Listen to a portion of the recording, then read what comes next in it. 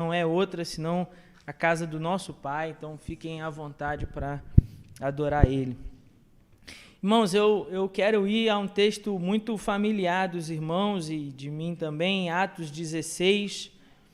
Enquanto você abre a sua Bíblia, eu quero falar hoje nesse texto, mas na perspectiva de Jesus como a alegria dos homens.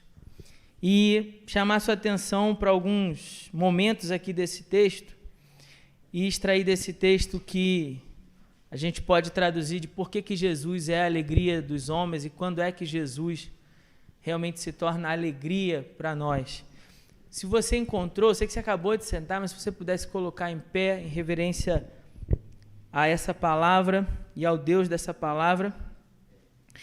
Atos 16, nós vamos ler a partir do 25. Diz assim a palavra do Senhor, Atos 16, 25. Vou esperar mais um pouquinho. Quem achou, diga amém. Quem não achou, diga eu preciso da escola bíblica dominical. Me socorre aí, pastor. Bom, Atos 16, 25. Diz assim: por volta da meia-noite, Paulo e Silas oravam e cantavam hinos a Deus, enquanto os presos os escutavam. De repente houve um terremoto tão intenso que os alicerces do cárcere foram abalados, e logo todas as portas se abriram e as correntes de todos se soltaram. O carcereiro acordou e, vendo abertas as portas da prisão, sacou a espada para suicidar-se, supondo que os presos haviam fugido. Mas Paulo gritou para ele: não te faças nenhum mal, porque estamos todos aqui. Ele pediu luz, correu para dentro e, trêmulo, prostrou-se diante de Paulo e Silas. Levando-os para fora, disse: senhores, que preciso fazer para ser salvo? E eles responderam: crê no Senhor Jesus, e tu e tua casa sereis salvos. Você pode ler comigo o versículo 31, todos juntos? Vamos lá? 1, 2, 3. E eles responderam: crê no Senhor Jesus, e tu. Verso 32. Então pregaram a palavra de Deus a ele e a todos os que eram de sua casa. E levando-os consigo naquela mesma hora da noite, lavou-lhes os ferimentos e logo foi batizado, ele e todos os seus. Então os fez subir para sua casa, pôs a mesa para eles e alegrou-se muito com toda a sua família por haver crido em Deus. Deixe sua Bíblia aberta, mas feche mais uma vez os seus olhos, vamos orar. Pai, muito obrigado, Senhor, pela tua palavra, obrigado por essa noite.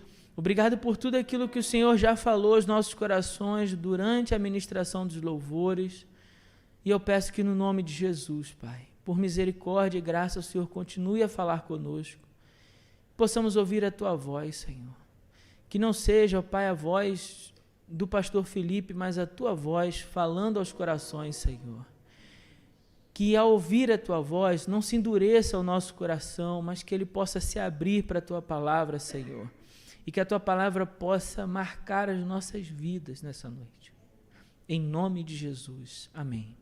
Você pode se assentar?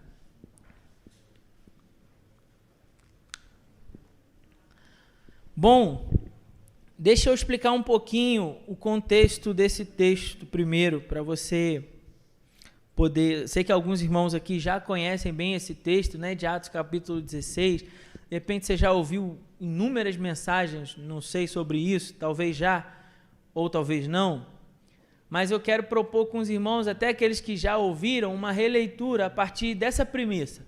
Quando é que Jesus se torna para nós motivo da nossa alegria?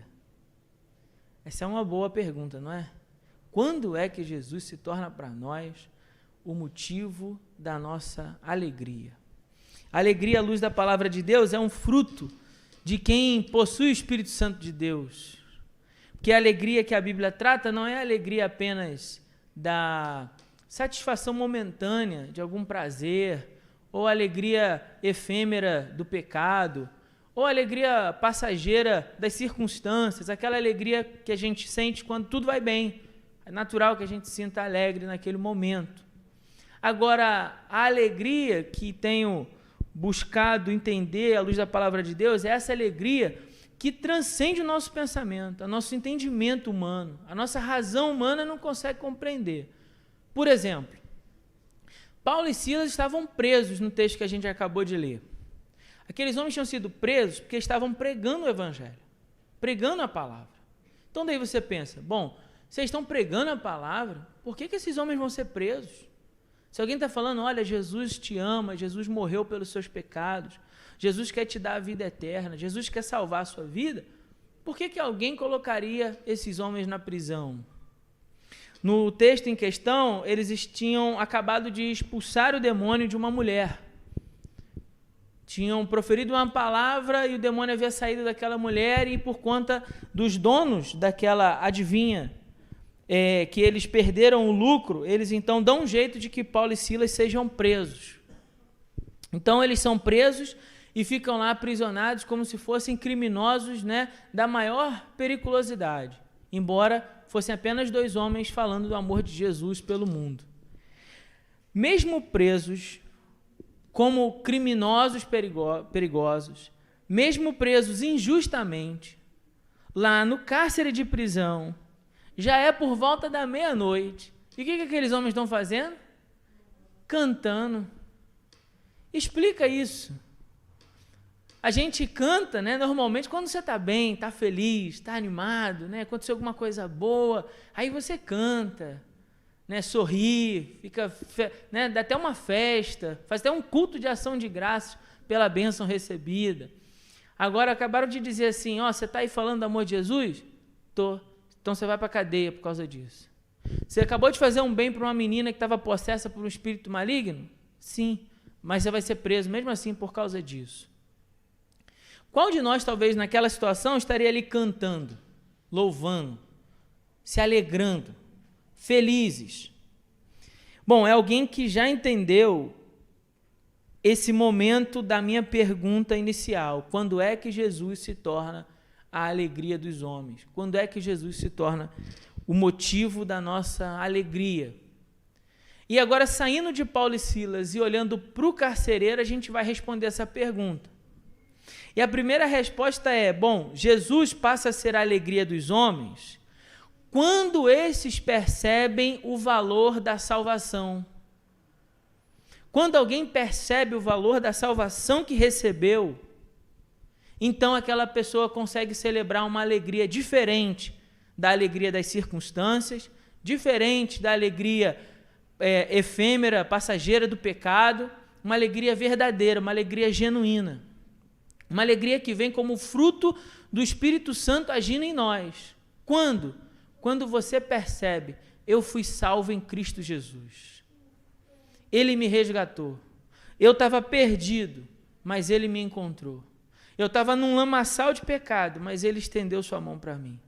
Eu não merecia. A verdade é que Ele tinha todos os motivos do mundo para dar as costas para mim, mas Ele me estendeu a sua mão. De misericórdia, de graça, com laços de amor Ele me atraiu. Todo aquele sacrifício na cruz por amor de mim. Quando você compreende isso, então Jesus passa a ser o motivo da sua alegria. A alegria já não está mais baseada nas minhas circunstâncias. Então eu posso até estar vivendo um momento de pandemia, um momento complicado, de dificuldade, de inúmeros desdobramentos dessa dificuldade e crise que a gente está vivendo. Mas aí, mesmo nisso, a gente consegue ter alegria, porque eu entendo que Cristo me salvou. E a despeito do que esteja acontecendo no mundo, eu sei para onde eu estou indo. Eu sei que Ele reservou para mim um lugar para passar a eternidade junto a Ele. Então, as circunstâncias contrárias não me roubam essa alegria que tenho em Jesus. O mal que me sobrevém, as pedras que me atacam, ou as ciladas do maligno, os tropeços pelo caminho, as pedras, os espinhos, não roubam de mim a alegria, porque eu entendo que, a despeito de todas essas coisas, nenhuma delas pode me tirar a salvação em Cristo Jesus. Cristo Jesus é a minha salvação, e por isso eu tenho alegria, a ponto de cantar mesmo preso injustamente. A ponto de cantar mesmo quando me colocam como um criminoso. O carcereiro percebeu o valor da salvação. A qualquer momento, a sua vida poderia ser tirada a ele. Seu destino, naquele instante, quando houve o terremoto e as paredes tremeram, as portas se abriram, ele acorda como um susto e percebe, bom, não estou vendo nada, os prisioneiros devem ter fugido, os romanos vão me torturar até a morte. Então é melhor eu sacar da minha espada e me matar do que esperar a minha punição. Nesse momento, quando Paulo fala, não faças nenhum mal, ele deve ter feito assim, ó. Ufa, eles estão aqui. Que alívio. Vou te dar um outro exemplo para você entender isso. Talvez você hoje, pela manhã, tenha tomado um café da manhã, sim ou não? Sim? Sim? Agora eu fiquei na dúvida, gente. Vocês tomaram café da manhã hoje? Sim. Amém. Glória a Deus, graças a Deus por isso. Bom, acredito que hoje é domingo, né? Talvez tenha rolado aquele almoço especial, aquele almoço de domingo. Sim ou não? Sim? Ô, glória. Né? Domingo, poxa, domingo aquele almoço, né? Melhorzinho, que a gente, né, faz um esforço a mais para comer aquele prato. Você tomou café hoje à tarde? Sim ou não? Café mesmo, pão e tal? Sim? Tomou? Beleza. Aí imagina que eu agora te ofereço um prato de comida. Talvez você diga, pastor, não, tô bem, né? Tô bem, não precisa não se incomodar, não. Tô satisfeito. Afinal de contas, você já fez 3 refeições hoje, você está bem forrado, né? Pode esperar mais um pouquinho até chegar em casa, não pode? Né? Sim? Pode esperar até um pouquinho mais. Então, acompanhe o raciocínio comigo.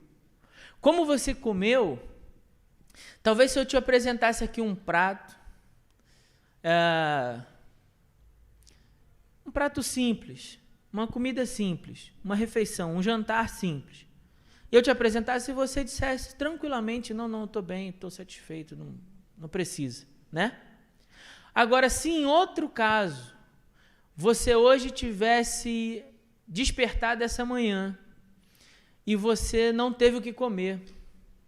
Na verdade, você não só não teve o que comer essa manhã, como nos últimos dias você não tem tido o que comer. E durante os últimos meses, por conta da dificuldade, imagina que você estivesse sobrevivendo, porque isso não é viver, mas sobrevivendo, com a ajuda que você recebesse quando as pessoas decidem agir com generosidade na sua vida. E aí eu te ofereço agora o mesmo prato. O que você acha que seria a sua resposta? Sim. Você abriria a mão do orgulho e diria, não, eu estou precisando, eu estou com fome. Porque você reconhece a fome que tem, você percebe o valor do prato de comida, sim ou não? Sim? Porque você entendeu que sente fome. A dificuldade da fome, a dor da fome, melhor dizendo, porque sentir fome dói. A dor da fome fez com que você olhasse para aquele prato de comida o mais simples que fosse e falasse assim, nossa, eu quero esse negócio, eu estou precisando disso. Esse foi o olhar do carcereiro, na sua incerteza e insegurança, quando ele olhou para aqueles 2 homens e percebeu que eles sabiam de algo que ele não sabia, que eles tinham algo que ele não tinha, que ele não conhecia, que eles entendiam de alguma coisa diferente, porque não é possível, os caras estão presos e estão cantando, eles estão presos e estão louvando a Deus, como é que é esse negócio? Nesse pensamento o carcereiro dormiu, mas ele acorda com aqueles homens ali, mesmo que com as portas abertas na prisão, dizendo, não faz mal para você não, eu estou tão seguro da posição em que eu estou, que eu estou dizendo para você, eu estou aqui, fica tranquilo, você está bem, não precisa se matar não, faças mal para você com essa espada não. Naquele momento o carcereiro percebeu que nos últimos anos, talvez em toda a sua vida, ele estava passando fome, deu para entender isso? E aqueles homens tinham um prato de comida para alimentar a sua alma. Então, por isso, ele se apega à oportunidade de aprender com aqueles homens algo que ele não sabia. Naquele momento, ele percebeu isso. Esses homens têm algo que eu não tenho. Então, ele chama Paulo e Silas para fora e diz assim, senhores, o que eu preciso fazer para ser salvo? O que eu preciso fazer para não viver mais nesse futuro incerto que eu vivo e ter essa certeza que vocês têm. E ter essa alegria que vocês têm, que vocês estão presos aqui, estão cantando. As circunstâncias completamente contrárias, vocês são presos como criminosos, talvez vocês não saiam mais daqui, e vocês estavam louvando a Deus. Como é que eu faço para ter isso? Como eu faço para ter isso? E eles respondem: crê no Senhor Jesus, e tu e a tua casa sereis salvos. Quando nós percebemos o valor desse prato que alimenta a nossa alma, dessa comida que é capaz de alimentar a fome que temos na alma, quando nós entendemos que temos fome. Quando o pecador se apega a Cristo, quando ele entende o futuro incerto que ele está vivendo, quando ele pensa por um instante que no meio do mundo inteiro, nesse tempo, cerca de 4 milhões de pessoas, infelizmente, uma tragédia mundial, morreram por conta da doença. Quando o pecador se depara com essa realidade diante dele, e ele diz: eu não sei o que será de mim se eu fechar os olhos hoje. Eu não sei que futuro me aguarda para além desta vida. E ele vê em Cristo a salvação que lhe é oferecida. Ele diz assim: isso tem valor. Isso tem valor. Quando ele se reconhece como pecador e sabe que não merece a salvação, que não merece, que os seus pecados trariam sobre ele a justa punição da condenação eterna, mas ainda assim o nosso Jesus nos oferece com amor e graça salvação, aí o pecador olha para ele, se vê naquela condição de pecador, olha para Jesus no seu amor e diz assim: eu quero isso, eu percebo o valor disso, isso tem valor.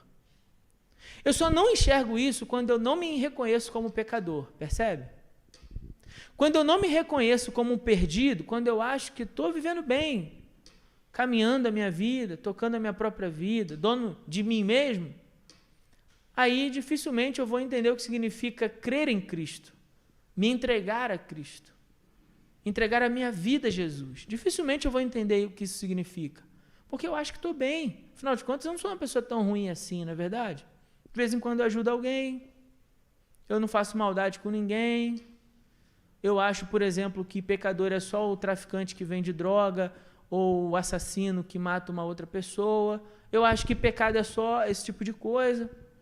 Eu não observo a minha incredulidade, eu não observo a minha idolatria, eu não observo a minha desobediência aos mandamentos do Senhor, eu não observo o descaso que eu vivo em relação a Deus. Embora eu não diga essas coisas, aí eu não percebo o valor do que está me sendo oferecido. Mas quando eu enxergo essas coisas, então eu observo o valor de Cristo, do seu sacrifício na cruz. Eu observo aquele sacrifício feito na cruz do Calvário, tamanho sofrimento por mim, e digo assim: isso tem valor. E se há alguma maneira de que eu possa ter isso em meu coração, eu quero. O que eu preciso fazer? Nós estávamos perdidos, fomos encontrados por Cristo. Amém? Estávamos perdidos, completamente perdidos. Bom, Jesus passa a ser a alegria dos homens quando nós nos entregamos a Ele. Não só quando nós percebemos o valor da salvação que nos está sendo oferecida, mas quando nós também damos um passo em direção e dizemos: olha, toma aqui a minha vida. Crer nesse texto não é apenas acreditar. Você pode dizer que Jesus existe e mesmo assim ir para o inferno. Porque a Bíblia diz que até os demônios creem e tremem diante dele. Então, crer nessa perspectiva do texto, em relação aos demônios, é de acreditar nele. Crer, que Paulo está dizendo, é quando você se entrega, quando você pega a sua vida e fala assim: Senhor, eu estava vivendo de ontem para cá, ou de anos para cá, de um jeito, mas a partir desse momento eu quero viver para a glória do Senhor. Eu quero que o Senhor guie os meus dias. Eu estava fazendo com a minha vida aquilo que eu bem queria e eu entendi que as minhas decisões trouxeram todo este mal para cima da minha vida, né? Para comigo. Mas a partir desse momento eu quero mudar de vida. Eu quero que o Senhor reescreva a minha história. Eu não quero mais viver para mim. Eu quero viver para o Senhor. E o pecador, então, ele se entrega a Deus. É o crer que vai muito além do acreditar na existência. Não é só você dizer, pastor, eu acredito que Jesus existe. Eu acredito que Deus existe. Mas é quando você diz assim, eu creio, eu me entrego à sua vontade. Eu me submeto ao seu senhorio, sem reservas, confiando inteiramente no seu amor, confiando no seu perdão, confiando de que Ele sabe de todas as coisas e tem o melhor para mim. Eu digo que a partir de hoje seja feita a tua vontade, não mais a minha, mas a tua vontade. Isso é ter Jesus como Senhor. Ele diz, crê no Senhor e você será salvo. Não basta apenas querer o Jesus que seja meu Salvador, o Jesus que me livre do inferno, o Jesus que me livre do mal. Eu preciso ter Jesus também como Senhor da minha vida, como dono. E se Jesus é Senhor, Ele manda e a gente obedece. Então eu vou passar a guiar a minha vida e as minhas decisões com base naquilo que Ele direciona para mim. Quando eu percebo que Cristo então é Senhor e eu me entrego a Ele, Jesus passa a ser o motivo da minha alegria. Porque veja que maravilhoso é isso. Você não sabe o que vai ser de você amanhã. Não é verdade? Você acha que sabe. Nós achamos que sabemos o que será de nós amanhã. O que nós temos é uma perspectiva de futuro, mas que não passa de uma ilusão, porque ele pode nunca existir. Sim ou não? Olha o medo. Pode falar com convicção, sim, pastor, não sei não. Mas fique tranquilo, não fique com medo. Não precisa bater na madeira por causa disso. Mas apenas entender a sua e a minha limitação. Percebe? O quanto nós somos seres limitados. Agora, graças a Deus por Jesus. Sabe por quê? A minha Bíblia diz, e a sua Bíblia também, que esse Jesus sabe de todas as coisas e tem pensamentos de nos fazer o bem e não o mal, como diz Jeremias 29:11, para nos dar um futuro e uma esperança. Glória a Deus por isso, porque Ele tem planos de nos fazer o bem e não o mal.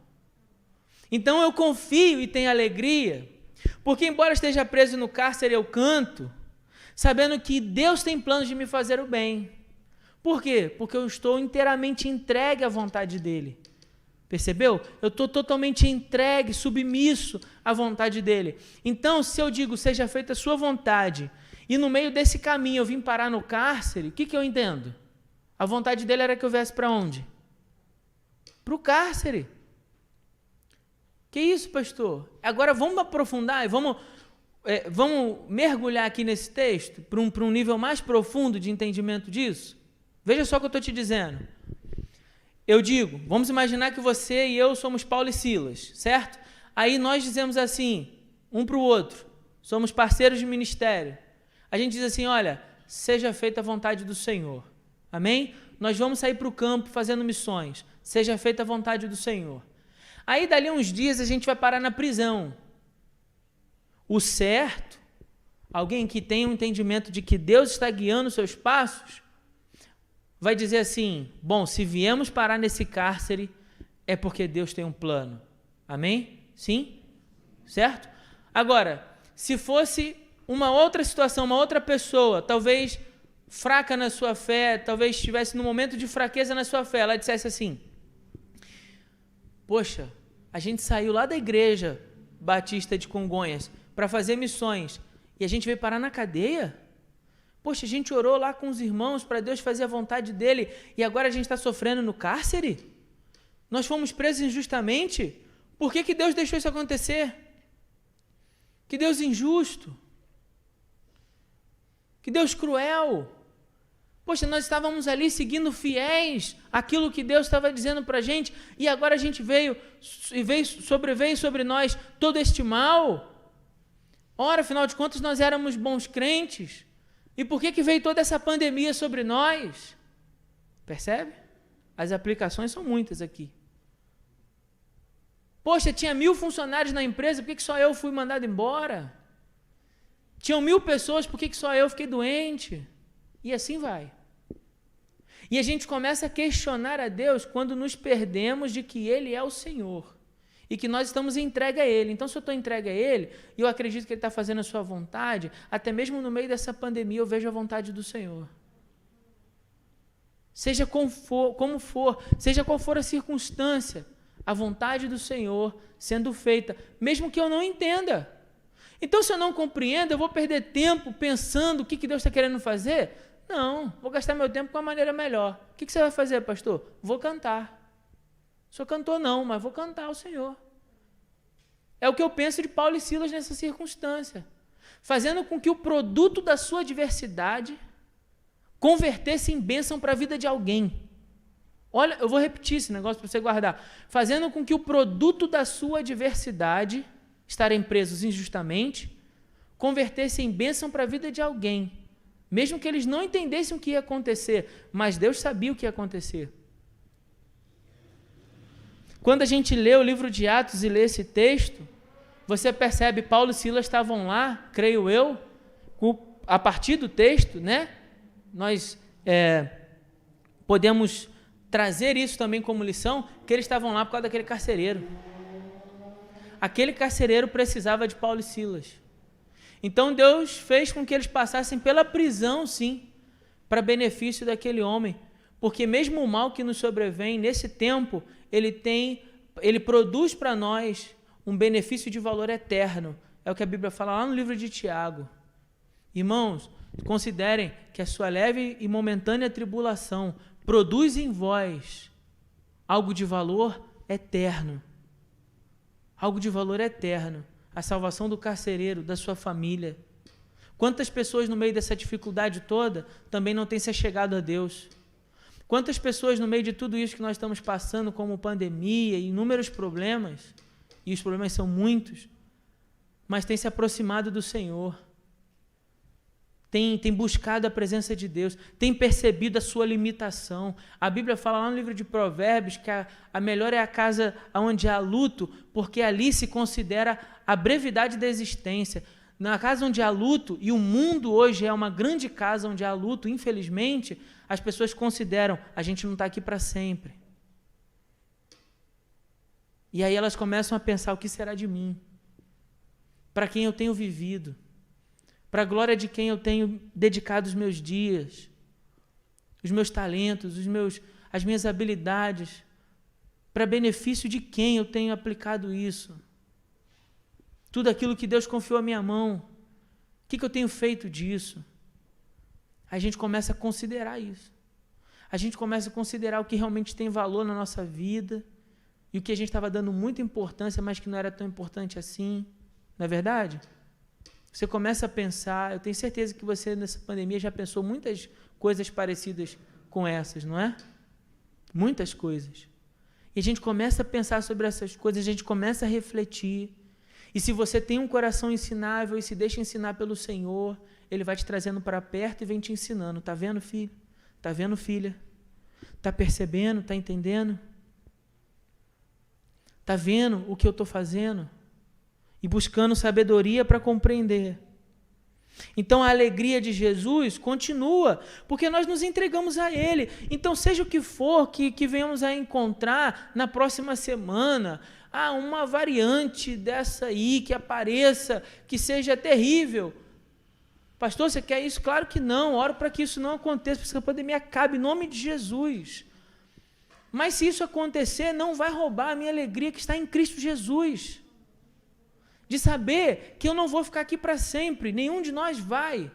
E que quando a trombeta tocar no último dia do Senhor, eu quero poder ser recebido pelas portas. Eu quero poder entrar pelas portas das mansões celestiais e ser recebido como um filho que voltou para casa. A gente está aqui como peregrinos. Aí quem entende isso e guarda isso no coração, passa pela adversidade com alegria. Olha, eu perdi o emprego, mas não perdi Jesus.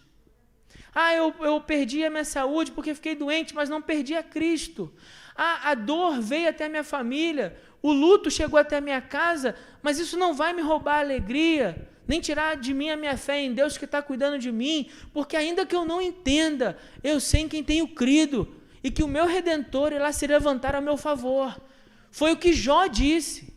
As palavras que eu estou dizendo aqui agora, sei em quem tenho crido, e estou certo de que ele se levantará a meu favor, foram as palavras de Jó quando perdeu toda a sua família, seus filhos, seus bens, sua saúde, tudo. Por que um homem consegue dizer isso? A razão não explica. A pura e simples razão não explica. Mas a crença em Deus, a crença num Deus que está governando todas as coisas, isso explica. A crença num Deus que tem para nós bênçãos reservadas de valor eterno, isso explica sim. Jesus é a alegria dos homens, por último, quando nós temos o prazer, ou eu diria o privilégio, de receber ele em família. Veja só, que esse homem vai lá, recebe Jesus, Paulo e Silas no versículo 32 pregam a palavra para ele, aí ele os leva consigo naquela mesma hora da noite, de madrugada mesmo, imagina, aquele homem chegando em casa, ele leva lá, lava os ferimentos de Paulo e Silas, porque eles tinham apanhado, eu esqueci de comentar isso, eles tinham apanhados antes de ficar lá presos no cárcere, né? E aí, naquele momento, depois que ele lava os ferimentos de Paulo e Silas, então, ele é batizado por eles. Ele é batizado. Ele, e diz o final do versículo 33, e todos os seus, ou seja, a sua família. Então, os fez subir para a sua casa, porque as casas em Israel tinham 2 cômodos por conta do frio e para poder guardar os animais à noite, provavelmente uma casa simples, é isso que o texto está querendo dizer para nós. O carcereiro era um homem relativamente pobre, mas que tinha um espaço embaixo da casa para guardar os animais. Aí eles dormiam nos quartos de cima. Só para a gente entender isso, porque que ele fez subir da sua casa, pôs à mesa, alegrou-se muito com toda a sua casa por haver crido em Deus. Ele então percebe aquela alegria da salvação que estava sendo oferecida e diz assim, eu não posso ficar com isso só para mim, isso é muito bom, eu preciso compartilhar com os meus. Então ele leva eles para sua casa e fala assim, agora que vocês explicaram para mim, explica para minha família, para que eles possam entender também, para que eles possam ouvir também, e toda a sua família se alegra pela salvação que aquele homem descobriu em Cristo. Isso é um privilégio que nos enche de alegria, poder receber Jesus como família, na sua casa.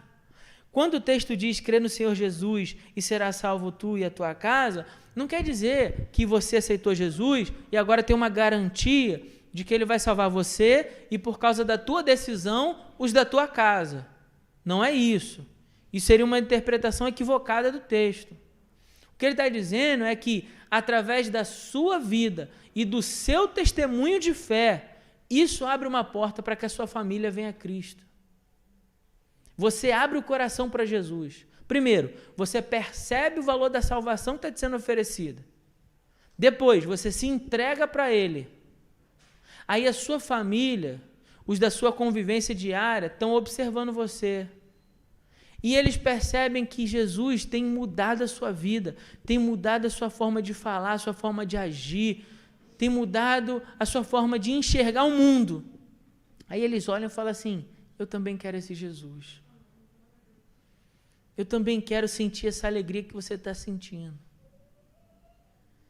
E aquele carcereiro teve a oportunidade, esse grande privilégio de poder se alegrar com a sua casa, porque a sua casa agora estava servindo a Cristo Jesus. Agora, para pensar comigo aqui, e aqui a gente termina o sermão.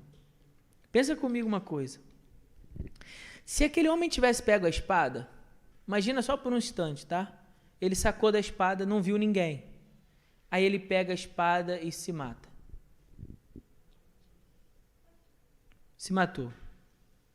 Passou a noite, veio amanhã, um soldado bate a porta, chama lá a Dona Maria. Dona Maria, aconteceu uma coisa com o João. Os prisioneiros estavam lá, teve um terremoto, a prisão abriu. O João achou que eles tinham fugido e veio a se matar. Agora toda aquela família estaria o quê? Chorando a dor do luto. Tristes. lamentando.